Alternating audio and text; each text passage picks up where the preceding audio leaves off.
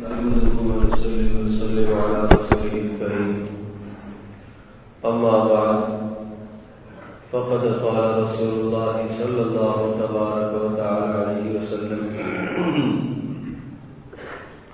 من نام عن صلاة أو نسيها فليصلها إذا ذكرها أو كما قال عليه الصلاة والسلام۔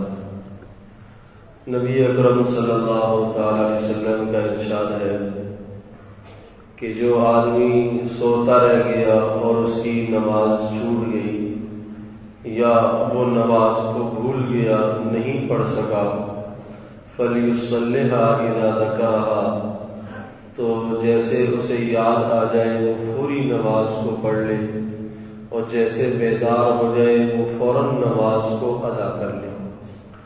رسول پاک صلی اللہ علیہ وسلم نے اس حدیث پاک میں انسانوں کے دو اعذار کو ذکر فرمایا ہے۔ انسان ہے، اسے نسیان بھی طاری ہوتا ہے، بھول جاتا ہے، کبھی کبھی اسے یاد نہیں رہتا، مشغولیت میں اس قدر پھنسا ہوا ہے کہ اذان کی آواز بھی اسے نہیں آئی، اور کسی ایسی جگہ پر رہ رہا ہے جہاں اذان کی آواز نہیں آئی، نماز کی طرف دھیان بھی نہیں گیا، اچانک وقت ہی نکل گیا۔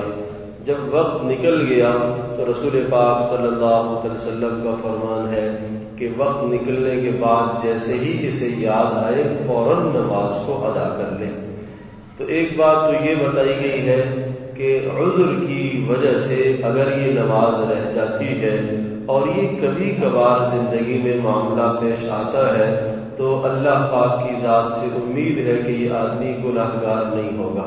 کام میں مشغولیت کی وجہ سے نماز رہ گئی ہے، یاد نہیں رہا، روزانہ نماز کا عادی ہے، پابندی سے نماز کا اہتمام کرتا ہے، لیکن آج کسی کام میں اس قدر پھنس گیا کہ یاد نہیں رہا اور نماز کا وقت نکل گیا، تو معلوم یہ ہوا کہ یہ عذر اللہ پاک کے یہاں قبول ہے۔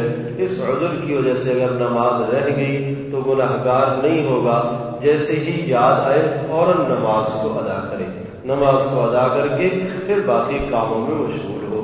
دوسری بات یہ ارشاد فرمائی کہ او نام عن صلاۃ، کوئی آدمی اگر سوتا رہ گیا اور اس کی نماز چھوٹ گئی، عشاء کی نماز کے بعد دیر تک جاگتے رہے، رات گئے، وقت گزر گیا اور دیر سے سویا اور فجر میں آنکھ نہیں کھلی، اب نماز فجر کی رہ گئی، تو جیسے ہی جاگا فوراً فجر کی نماز ادا کرے، انتظار نہ کرے کہ ظہر کے ساتھ اب قضا کروں گا، نہیں، فوری نماز کو ادا کر لے۔ یہاں یہ نقطہ بھی ذہن نشین فرما لیجیے کہ وہ آدمی جس کے لیے فجر میں اٹھنا مشکل ہو رہا ہو تو اس کے لیے عشاء کی نماز پڑھ کر کسی اور کام میں مشغول ہونا جائز نہیں ہے، وہ فوری پھر آرام کرے۔ اگر ایک آدمی کے لیے اٹھنا فجر میں دشوار نہیں ہے، مشکل نہیں ہے، سہولت سے اٹھ سکتا ہے، رات کو 1 بجے سوتا ہے، 2 بجے سوتا ہے، اٹھ سکتا ہے اور وہ اپنے دیگر مشاغل اور کاموں کو انجام دیتا ہے، تو اس کی اجازت تو بہرحال ہے۔ لیکن ایک وہ آدمی کہ جو فجر میں نہیں اٹھ پاتا، نہیں اٹھ سکتا، تو اس کے لیے تو یہ حکم ہے کہ عشاء پڑھے اور جلدی جلدی سونے کی کوشش کرے تاکہ فجر کی نماز اسے میسر ہو۔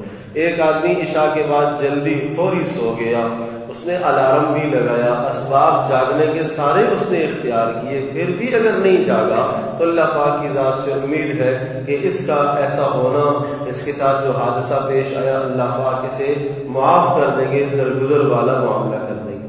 لیکن ایک آدمی اگر تاخیر تک، دیر تک جاگتا ہے، دوسری بات یہ کہ وہ جاگنے کے اسباب بھی پیدا نہیں کرتا، صبح اٹھنے کے اسباب اپنے ساتھ پیدا نہیں کرتا، ان اسباب کو مہیا نہیں کرتا، الارم نہیں لگاتا اور دیگر کوئی سبب وہ مہیا نہیں کرتا، تو اب اس کا یہ نماز کا ترک کرنا، فجر کا رہ جانا، یہ سستی اور کاہلی کی وجہ سے ہے۔ اور یہ جو سستی اور کاہلی کی وجہ سے فجر کا ترک ہو جانا ہے، حدیث پاک میں رسول اکرم صلی اللہ علیہ وسلم نے اس کو نفاق بتایا ہے کہ یہ نفاق کی علامت ہے، یہ منافقوں کی علامت ہے۔ تو اس لیے میرے عزیز دوستوں بزرگوں، ہم اچھی طرح سے اس بات کی کوشش کریں کہ کہیں ایسا نہ ہو کہ یہ سستی اور کاہلی کی وجہ سے ہماری نماز چھوٹ جائے۔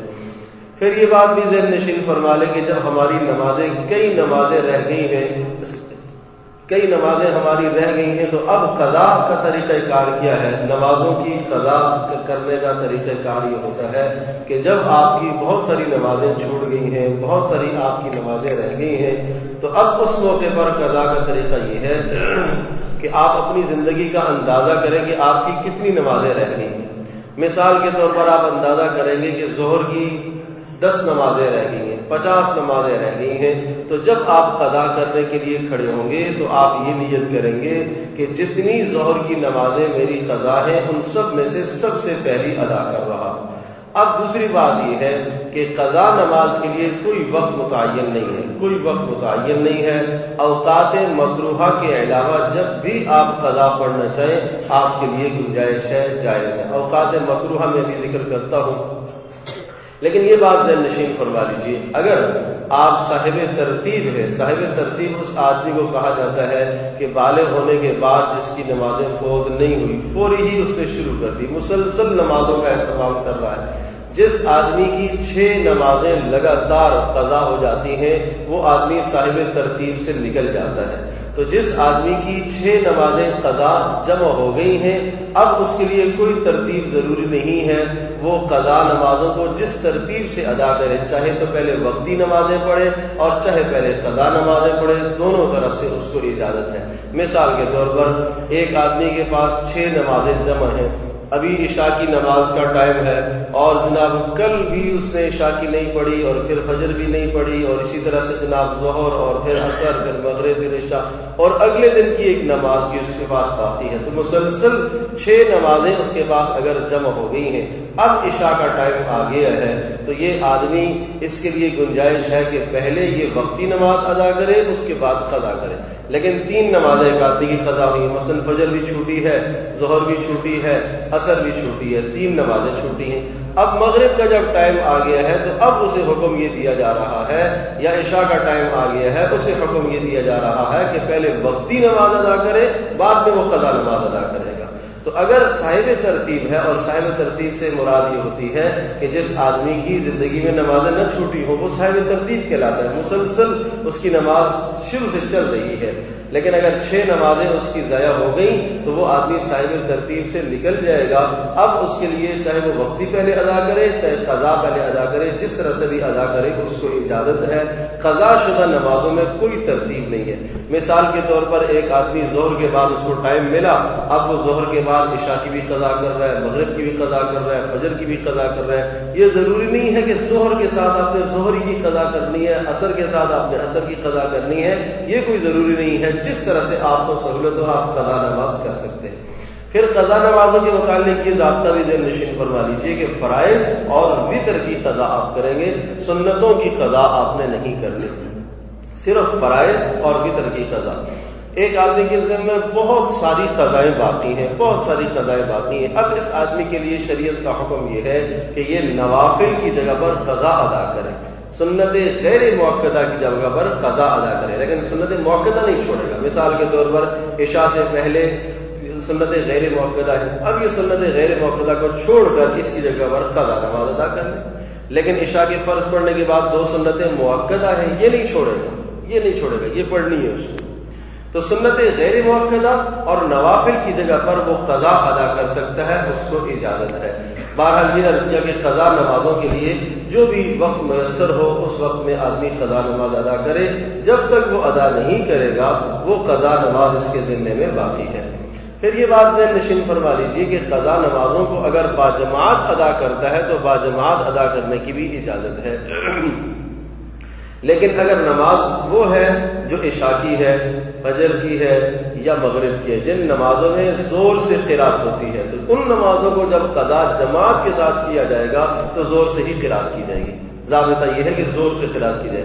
3 آدمی ہیں، ان کی عشاء کی نماز رہ گئی ہے، 3 آدمی ہیں، ان کی فجر کی نماز رہ گئی ہے، وہ جناب 10 بجے فجر کی نماز قضا کرنا چاہ رہے، تو اب کیا ہے، انہوں نے کہا کہ ہم مل کے جماعت کر لیتے ہیں۔ ٹھیک ہے جی، جماعت کر لو، تو اب اونچی آواز سے قرات کریں گے، حالانکہ دن کی نمازوں میں زور سے قرات نہیں کی جاتی، لیکن چونکہ انہوں نے فجر کی نماز ادا کرنی ہے اس لیے اونچی آواز سے قرات کریں گے۔ نبی پاک صلی اللہ علیہ وسلم ایک مرتبہ سفر میں تھے اور رات کے آخری حصے میں ایک جگہ پر آپ علیہ الصلوۃ والسلام نے قیام فرمایا اور صحابہ بھی وہاں آرام کے لیے لیٹ گئے. حضرت بلال رضی اللہ تعالیٰ عنہ کو آپ علیہ الصلوۃ والسلام نے ارشاد فرمایا کہ بلال جیسے ہی صبح صادق ہو جائے ہمیں جگا دینا. حضرت بلال رضی اللہ تعالیٰ عنہ اس طرح سے جو ہے وہ ٹیلے کے ساتھ ٹیک لگا کے مشرق کی طرف دیکھنے لگے, صبح صادق کا انتظار کرنے لگے کہ سفیدی نظر آئے اور میں اذان دوں اور نبی پاک صلی اللہ علیہ وسلم کو جگاؤں. جیسے ہی ٹیک لگایا اور آرام کے لیے ٹیک لگانے لگے, اللہ تبارک و تعالیٰ نے ان پر بھی نیند طاری کر دی, سو گئے. اور جب سورج بلند ہو گیا, تپش اور حرارت ہوئی تو نبی پاک صلی اللہ علیہ وسلم بیدار ہوئے. سارے کے سارے سو گئے, سب پر نیند طاری ہوگی, اس لیے کہ انسان ہے, انسان سے کبھی ہو جاتا ہے. تو آپ علیہ الصلوۃ والسلام نے پھر ارشاد فرمایا کہ چلو یہاں شیطانی اثرات ہیں, تھوڑا سا آگے جا کر رسول پاک صلی اللہ علیہ وسلم نے حضرت بلال کو کہا اذان دو. انہوں نے اذان دی اور پھر نبی پاک صلی اللہ علیہ وسلم نے باجماعت وہ نماز قضا کی, فجر کی نماز باجماعت قضا کی. تو معلوم یہ ہوا کہ اگر چند افراد کی نماز قضا ہو گئی ہے اور سب کو معلوم ہے کہ ہاں سب کی متفقہ قضا ہوئی ہے, مشترکہ قضا ہوئی ہے, تو سب کو مل کر جماعت سے ادا کر لینا چاہیے.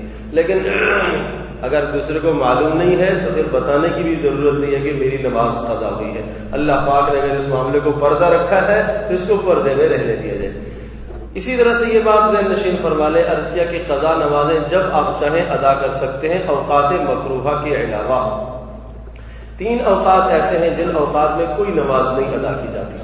سورج جب بالکل طلوع ہو رہا ہے, سورج جب بالکل نصف النہار میں ہو, زوال کے موقع پر ہو, زوال سے تھوڑا سا پہلے, اور سورج جب بالکل ڈوب رہا ہے. ان 3 اوقات میں نماز کوئی بھی آپ ادا نہیں کر سکتے. نہ فرض نماز ادا کی جائے گی, نہ نفل ادا کی جائے گی, اور نہ سجدہ تلاوت. ہاں غروب آفتاب کے موقع پر بالکل جب سورج ڈوب رہا ہے وہاں اسی دن کی عصر کی نماز کی اجازت ہے, اس کے علاوہ کسی اور نماز کی اجازت نہیں ہے. تو یہ 3 اوقات ہیں, اوقات مکروہہ کہلاتے ہیں. عرض کیا زوال صبح جب سورج شروع ہو رہا ہے, اور دوسرا عرض کیا کہ جب سورج بالکل نصف النہار میں. ان دونوں اوقات میں تو کوئی نماز, نہ فرض نہ نفل, نہ آج کی نہ کل کی, کوئی نماز نہیں ادا کر سکتے.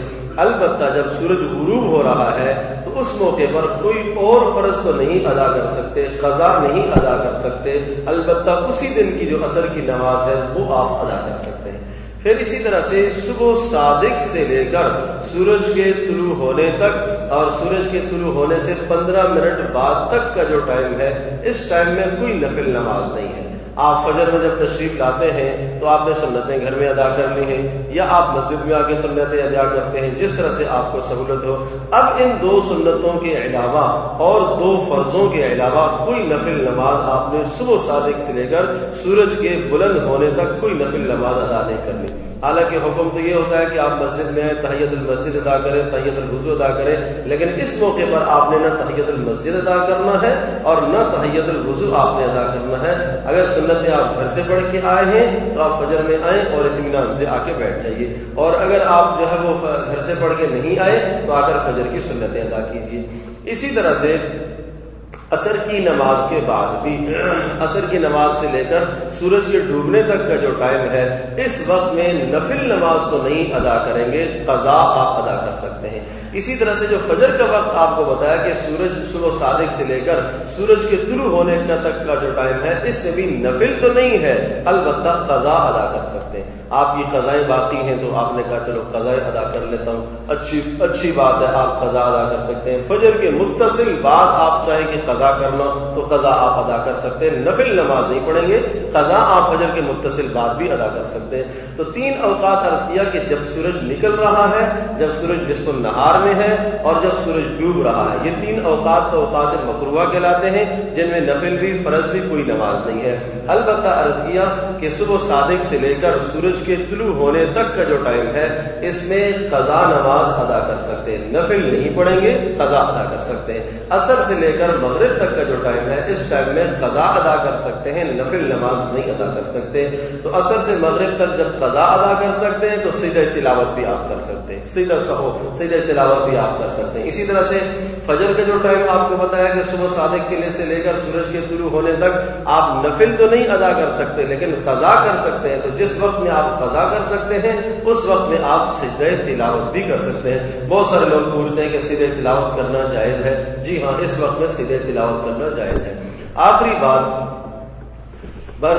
یہ آ گئی کہ نمازوں کی قضا تو کرنی ہی کرنی ہے۔ ایک آدمی قضا کرتے